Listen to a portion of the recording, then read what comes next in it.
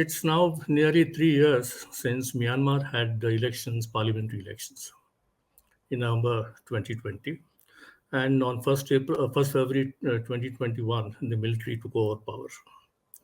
And at that point of time, it was felt that the military had done a grave miscalculation about the ground realities. It thought it would be a walkover as it was in the earlier times.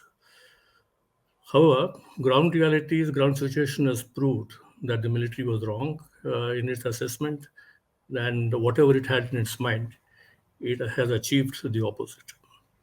It has now brought people together.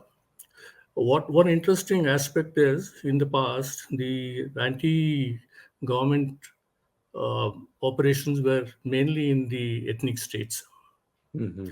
But today they are in predominantly Bamar divisions, which means that the anti-government military agitation has taken on a new turn. Previously, the Bamar community was not fully involved in such kind of activities. I think yes, the government is facing serious problems, and I think these problems are not going to go away unless the government makes substantial change. Secondly, I think the senior leadership of former Senior General Tanshvi and others who had brought in a modicum of quasi-democracy are, Yeah. are unhappy with the turn of events. They thought that the 2008 constitution would pave the way for the military to continue in power. This has not happened. Thirdly, you will find that in the last couple of weeks, there have been several senior generals of the rank of lieutenant generals or three-star generals who have been removed from office on charges of corruption.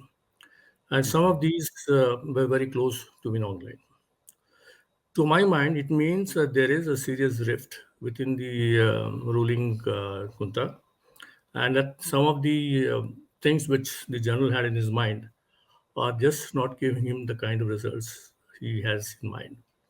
Fourthly, as I was given to understand, a large number of young army officers, navy officers, and air force officers had aspired to be parliamentarians under the 25% quota in the. Mm-hmm. Now they have been dragged. So there is a sense of anger that they would have been MPs rather than fighting for their lives in the field.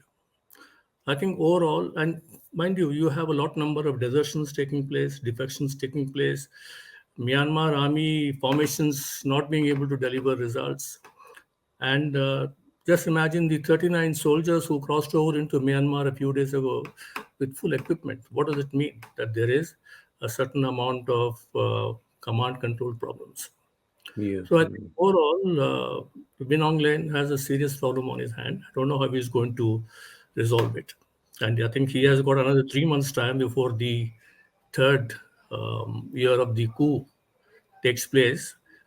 He needs to come up with something which could be out of the box.